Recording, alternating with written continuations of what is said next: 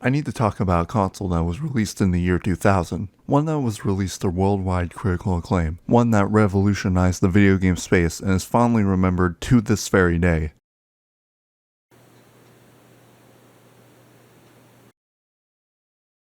There it is. The PlayStation 2 was a game console that sold very well. Do you think there'd be 5 of them if it didn't? So well in fact that there's more of them floating out in the wild than there are populations of some countries. And one of those PS2s was owned by a certain family in the Midwest. Mine, in case you couldn't tell. The PlayStation 2 was my childhood console, and I have so many memories with it, playing the games that are synonymous with the console. Yeah, I didn't play a whole lot of the games that the general public associates with PS2. No Silent Hill in this household. My parents were quite strict when it came to video games growing up. The Dark Ages. Only on the weekends, only for an hour at a time, and you had to ask permission before, and absolutely no mature rated games. It's almost like they were actually parenting. What? Needless to say, I had a lot of memories with the PS2, but of course growing up I had no clue of the cultural power this fat piece of shit possessed.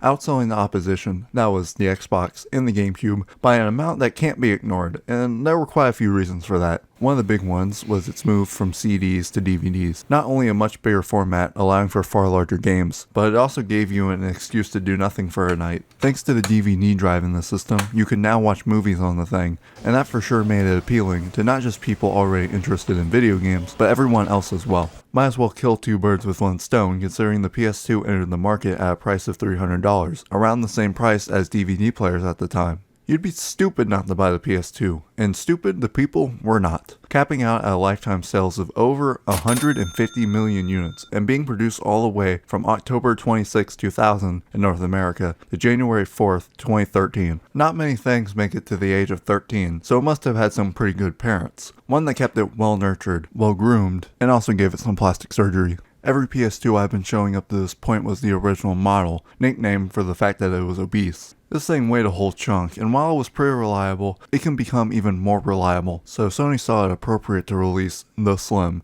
and as the name suggests, smaller and even more reliable, although some accessories that were made for the fat no longer worked here. This redesign came at the perfect time and helped keep the momentum going. There's also one other big thing that I forgot to mention. There's a number at the end of that title, PlayStation 2. You see, you don't just get a number 2 at the end of your name for no reason. That implies an older sibling, a predecessor, and you can't just ignore that, especially when there's 100 million of them floating around in the ether. The PlayStation 1, Sony's first foray into video game console creation, and the story of its birth is a classic tale. 2 corporate entities try to play nice with each other to create something new. A falling out occurs, and one takes the knowledge from that process and creates one of the best-selling consoles of all time. Before that, they were doing unimportant stuff like selling cameras and other such electronics. But after the PS1, Sony became a big shot in the video game industry. When you think of Sony nowadays, the PlayStation brand is what most likely comes to mind. Perhaps them owning Spider-Man as well. With all that goodwill built up from the PS1, they needed to find a way to move over those 100 million PS1 fans to this new console, and what better way to do that than to make it so they can play their old games on their new system.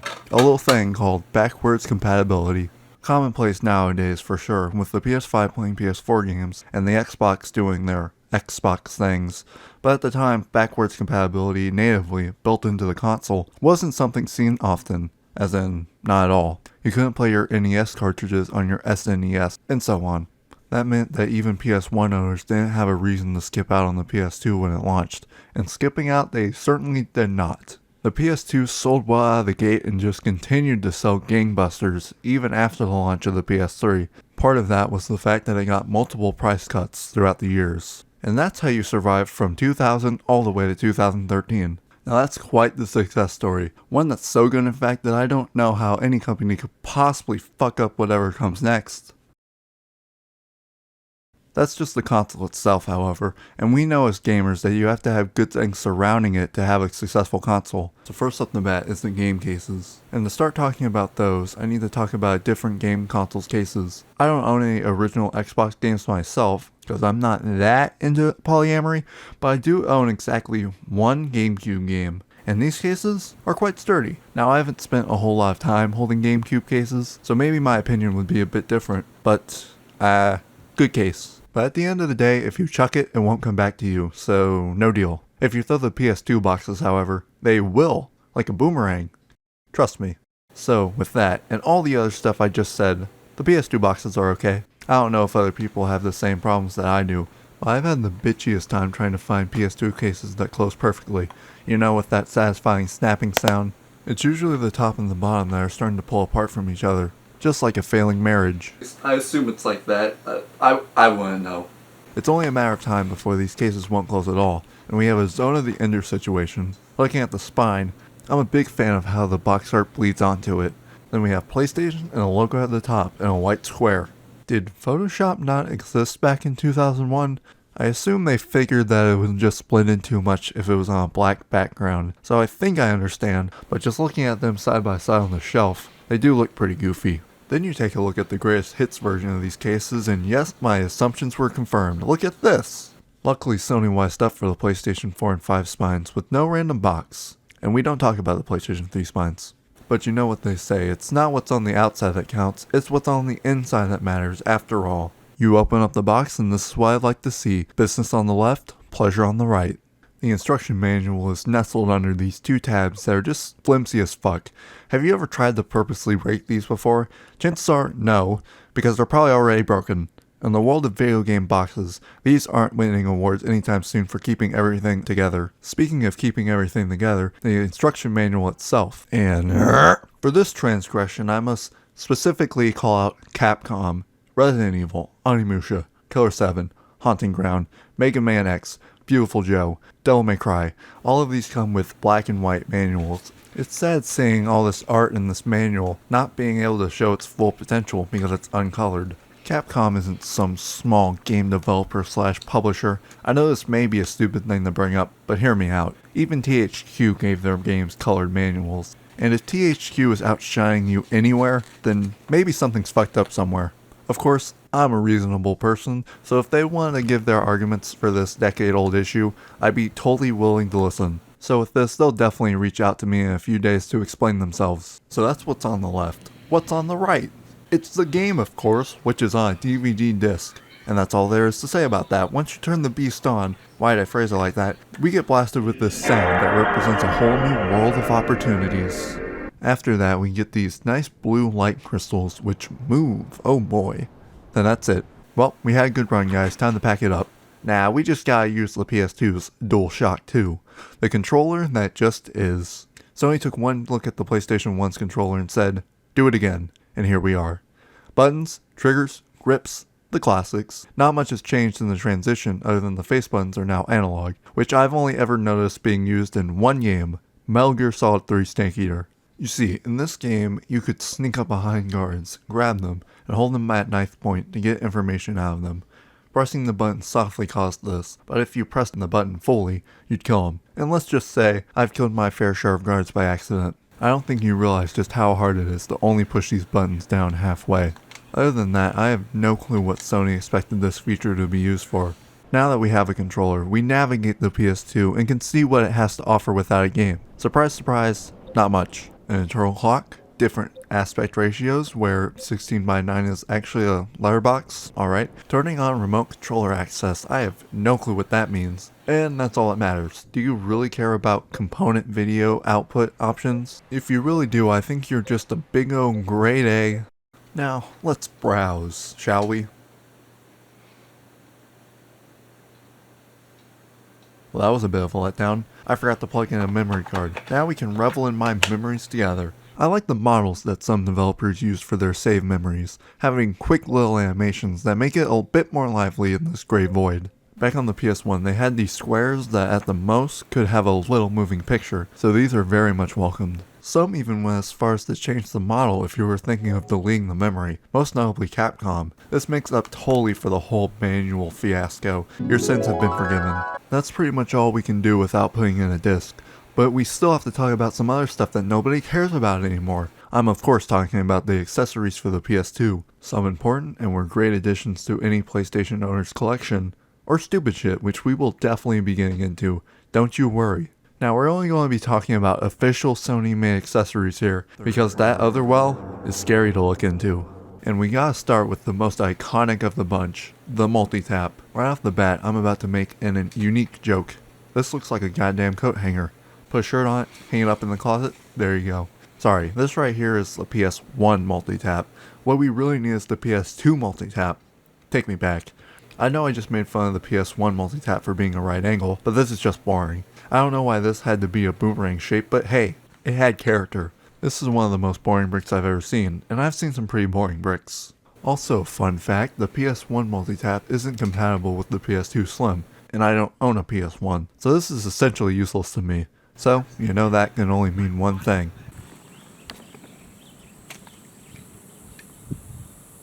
It didn't come back. All you have to do is plug this into the memory card and controller slot, and now you have 4 more ports for all the 4-player games you will surely be playing on this party game machine. Hey, here's another fun fact. Turns out the multi-tap had multiple different models throughout the PS2's life, and some of them are not compatible with the Slim model. So, once again, I wasted money. Moving on, have you ever wanted to give the PlayStation the gift of sight? Yeah, it deserves it more than me.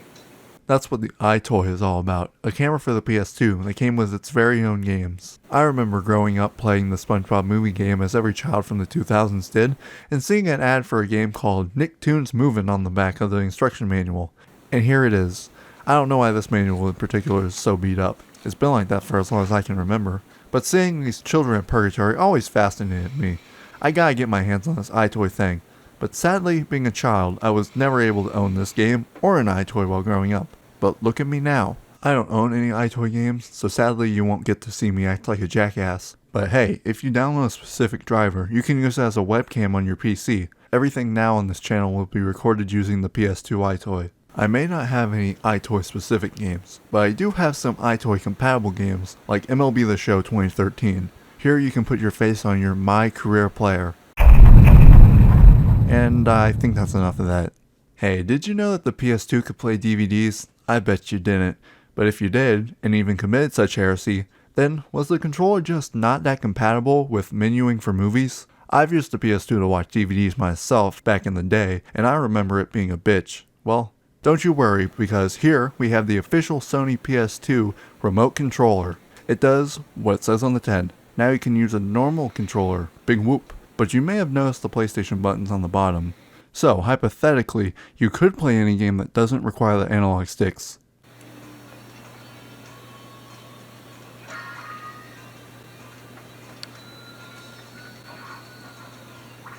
Okay, maybe not. Even if this is practically useless nowadays because who's using the PS2 for DVDs other than cool people? This is still a pretty cool little thing to have. But enough about that. Time to move on.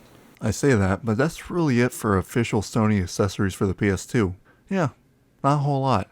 I could talk about the network adapter for playing online, or the hard disk drive that was used for speeding up load times for certain games. But not only did these things only work on specific models of the fat PS2, but I also have no compulsion to own these things. Perhaps one day. But for now, I'm good.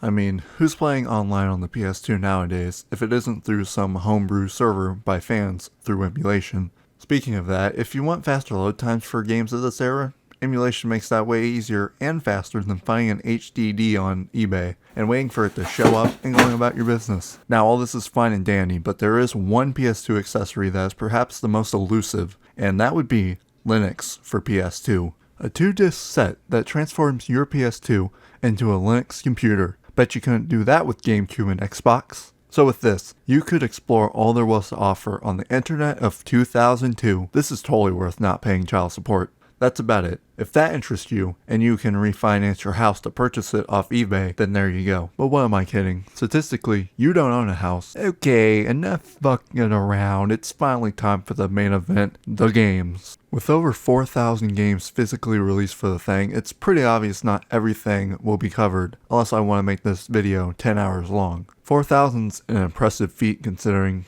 well, have you had 4,000 games released? I didn't think so. One thing that I've noticed the most is how out of the 3 6th generation consoles, PS2 has by far the priciest games of the lot. Of course, the GameCube and the OG Xbox have their expensive titles as well, something like Gotcha Force or Futurama, but then you compare it to the PS2 games and maybe I made the wrong decision buying PS2 games. Fuck nostalgia.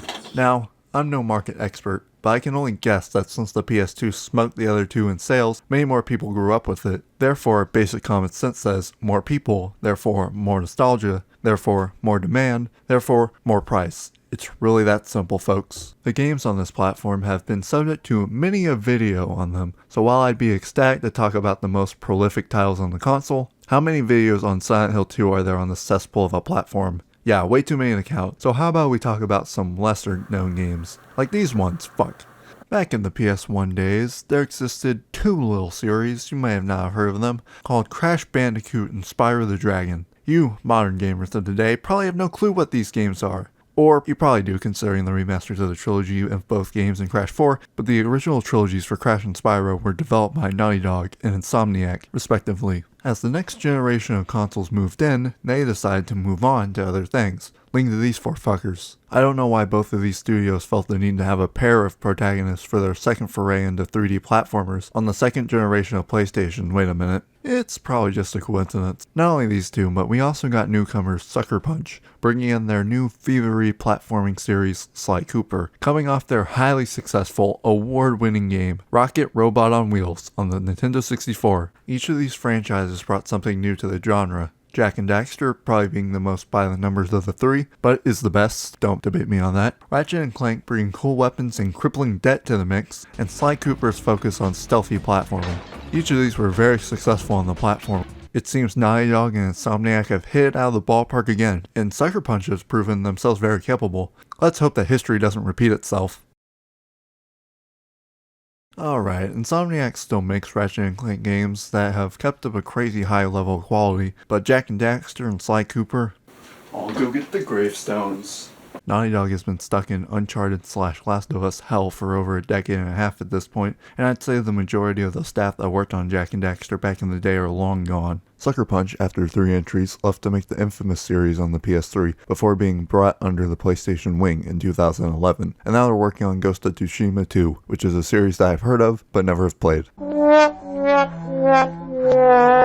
I don't know why Sony just lets these franchises sit dormant. Why not give them to other developers to work on? It's not like they haven't done it before with the Sly Cooper comeback title, Thieves in Time, made by Sanzaru Games, which are best known for Sonic Boom, Shattered Crystal, and Fire and Ice. I'll go get another Tombstone ready. Wait a minute, they also made Asgard's Wrath 1 and 2 for VR. People like those games, right? In the end, I still feel that there's fans of these series somewhere out there that would enjoy a new entry, but with how expensive games are to develop now, Sony most likely doesn't see it being worth it bringing them back. Rest in peace. Fatal Frame. Question: what do you think of when horror games on the 6th generation of video game consoles comes up? Did you say QAnon? If that's the game that comes to mind immediately, then you must be a rich bitch. This was a survival horror game developed by From Software. You know them. Dark Souls, Bloodborne, Sekiro, Elden Ring. You most likely already know that, but if you were a fan of them back then, that was most likely for Kingsfield or Armored Core. Honestly, this game is only known for being worth the same amount as 1.5 PS5s. This right here is the most expensive PS2 game that you can get on the second-hand market. Now why is that? It might be because it was a middling survival horror game that got mediocre reviews, that was published by a company that specialized in bringing over obscure Japanese games that would never have come to the US without them, which is nice and all, but not all that conducive to profit. It is mostly known for publishing the From Software games before the ones that people actually really started to care about, maybe. If you've got this, you're definitely one to flop your PS2 collection dick around. What, did you expect me to pull it out? I have integrity, or at least a little bit of it. Haunting Ground, another survival horror game from the PS2 that's an interesting talk with your wife about your credit card bill. Well, good thing that I'm very lonely.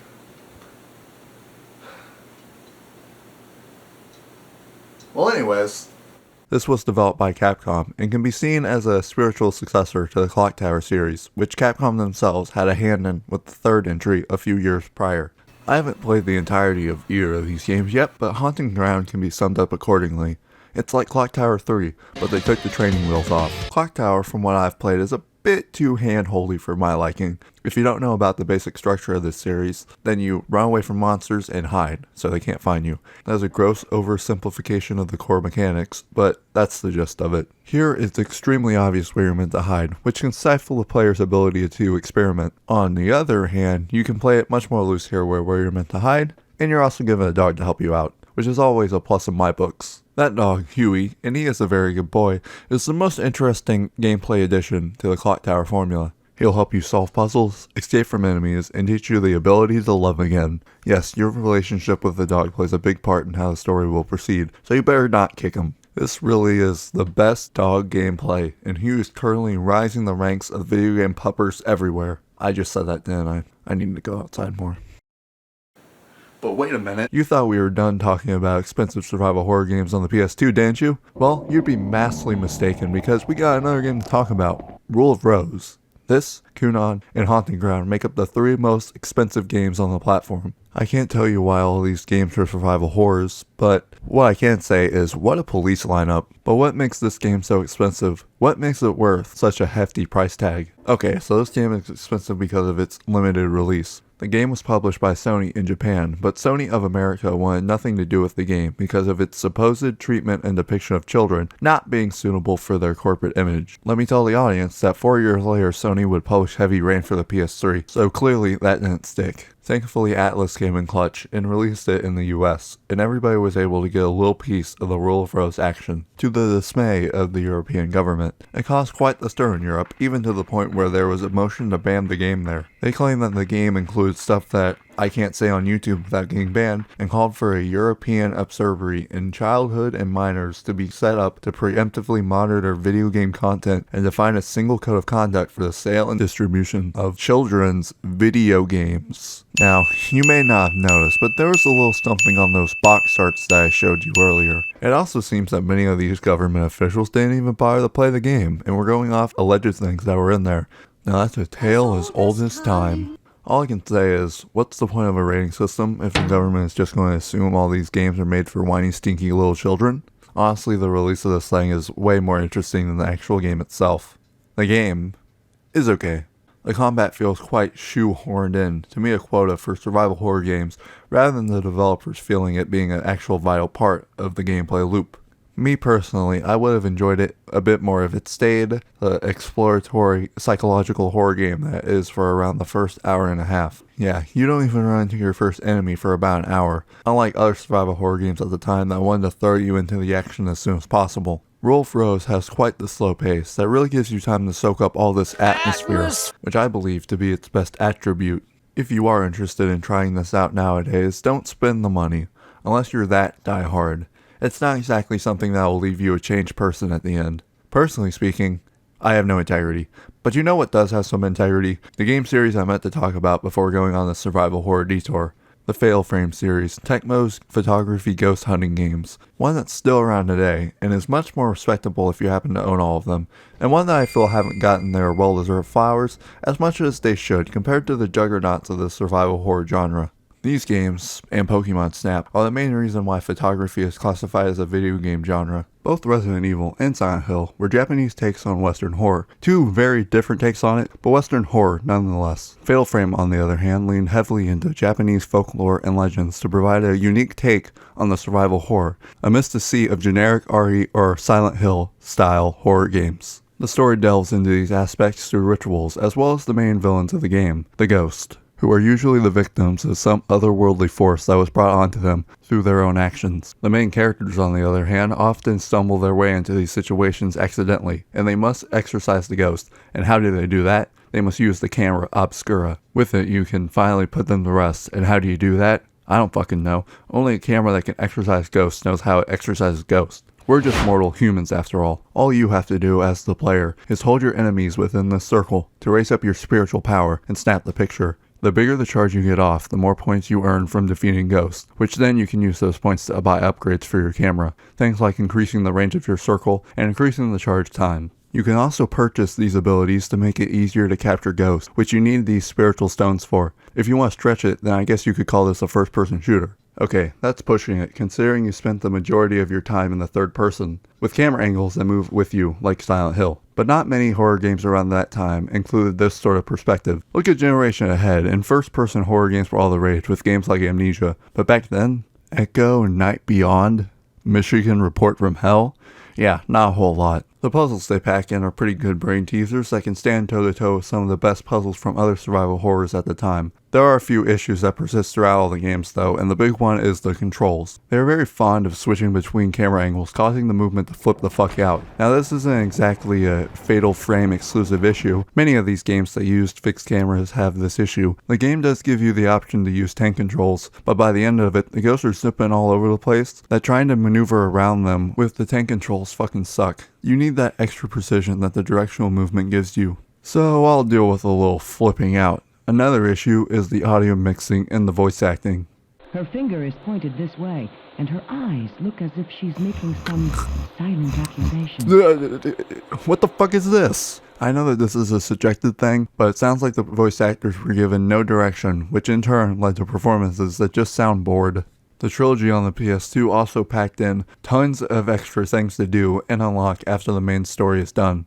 A battle mode where you try to fight and defeat ghosts as quickly and as effectively as possible, extra costumes, very hard difficulties for all you masochists out there, as well as extra upgrades that give the gameplay some new spice. Of course, it also isn't a PS2 era survival horror game without some sort of ranking system, and there it is. The series' biggest achievement was how it actively tried to avoid the same old of the survival horror games at the time, an idea that was different, one that was unique. This generation was one for experimentation, throwing anything at the wall and seeing if it stuck, where a flop wasn't necessarily leading to the downfall of a studio, not to make it seem all angelic, but it was a time where creativity shined, and while it didn't always lead to success, there's one series that I believe truly amplifies that on the PS2.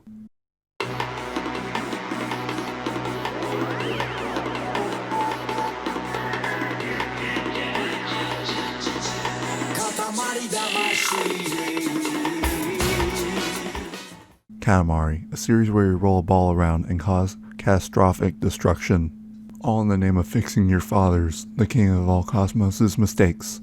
Can you tell that's the case? Yeah, the king of all cosmos has accidentally destroyed all the stars in the universe, and it's your job as his son to roll up as much as you can into these Katamari balls, which then transform into stars, constellations, and other such cosmic entities. Why is it the son's job, considering he didn't do anything wrong? Stop asking questions. The king's dialogue is just the most condescending stuff you can say. It's borderline mental child abuse. Some may call it tough love.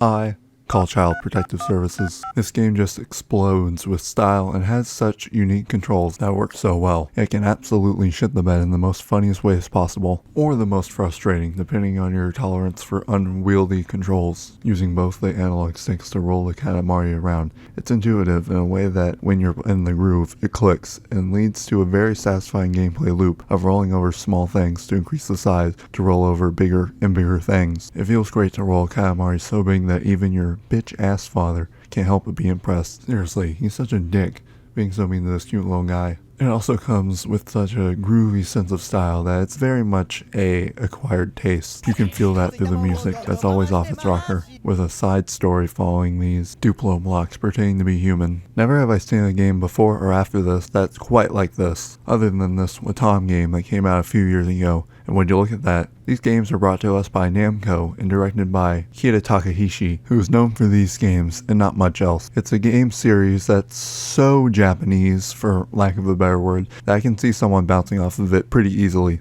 But if you are in for some mayhem, I wouldn't say the PS2 has anything much more insane than this. Sadly, this is yet another series that has pretty much been stranded by its original publishers and has only gotten re-releases of its golden year games recently with the re-rolled titles. Hopefully the performance of these have given Bandai Namco a sense that people still want games like this, and with how they've been messing around with remakes of older games, perhaps one day. This video is kind of turned into, here's a dead franchise or game that started on the PS2 and why they're cool, and can you bring them back please and thank you. So how about we talk about a franchise that isn't dead? So how about Mega Man? Oh, okay, well that didn't even start on PS2. Okay, Persona, definitely not dead. That didn't start on the PlayStation 2 either. I mean, it might as well have, but who would have guessed that there were previous games when you're called Persona 3 and Persona 4, right? What else is there? Mr. Mosquito? Oh, here we go. How about we talk about another game that's on the thumbnail, which is yet another series that's dead. But you know what they say, you gotta leave the best for last. God Hand, developed by Clover Studios, published by Capcom, and headed by Mr. God Hand himself, Shinji Mikami, known for working on Goof Troop and the SNES version of Aladdin. Oh, Yeah, and one of those survival horror franchises from earlier. But this ain't no survival horror game. This man isn't just some one-trick pony. He's worked on some stellar action games in his time, and God Hand is no exception. I must admit something. Let the cat out of the bag. Tell you what's what. I'm not very good at this game. If you're familiar with some of Clover's other games, you know that they have quite the reputation for being challenging. God Hand is no different in that regard, but it is a fun sort of hard. While I'd never say it's fun to take on more than one guy at a time, one thing that's a big hindrance for me is the camera. As you can see, it's our good old friend Over the Shoulder, popularized by Resident Evil 4. Would you be surprised to hear that some people that worked on that game also worked on God Hand? The enemies are good about not pot-shotting you from off screen, but of course you gotta have that one guy that won't wait their turn while you stomp his friend's head in. It's good to always keep an eye on the mini-map in the top right, as it's going to be your best friend for knowing what's behind your back. I guess here's another issue. Movement. You're rocking the classic tank controls. Can you tell that the people who worked on this also worked on Resident Evil 4? With how fast the combat plays, being forced to slowly back up while you got enemies up your ass is less than ideal. You'll most likely have to backflip out of there by pressing back on the right analog stick, which is used for dodging. Honestly, backflipping away is a bit too safe. The game wants you to duck and sidestep, so you can stay in close and continue the onslaught, but the game doesn't necessarily punish you for playing safe, so why take the risk? It's a question that I have no answer to, and the enemies can start to feel a bit spongy at times. This feels like I'm just non-stop complaining, so how about this? The biggest praise I can give is how modular the combat is. You can change what move you want for each button, altering every button press of the main combo, as well as much more unique moves corresponding with the other two buttons. Or maybe you just want to put those unique moves in your combo itself. Or maybe you just want to put a basic ass punch in your special buttons. Either or, that's the sort of flexibility you're given. With this, you can have fun making some wacky combos that kick some major you-know-what. And the general vibe here as well. We don't get enough games that take place in the Wild West. We get a lot of cyberpunk, urban areas. It's an aesthetic that I personally have a huge fondness for. I mean, there's Red Dead Redemption, but that's a bit too serious for my taste. Give me Rhinestone Cowboy instead of Clint Eastwood, if you know what I mean. And nothing else in this game exemplifies that more than the stupid shit that comes out of these characters' mouths. The writing is so juvenile and not all that funny on paper, but I feel the performances here sell it very well. Calling somebody a fat boy? See, I can already tell that you're frowning, but when Gene, he's the main character by the way, says it,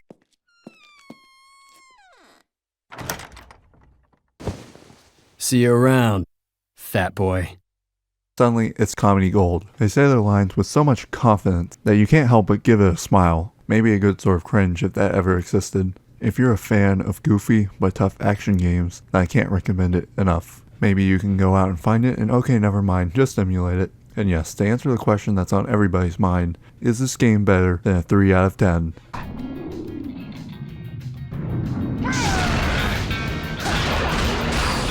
I'll let that answer the question for me. And with that, it's time to close the lid on this PS2 video. I know that there's plenty of games still out there to discuss, so maybe we can come back to this topic and talk about some other PS2 games. In any case, I hope this proves the fact that the PS2 is the best 6th generation console. I bet you didn't know that was the whole point of this video. It doesn't matter what those GameCube and Xbox players say. You guys may have had the more powerful consoles, but we had the games. The Grand Theft Autos, the Silent Hills, Pac-Man World, Shadow of the Colossus, oh, and the Metal Gear Solid games. You can't forget about those.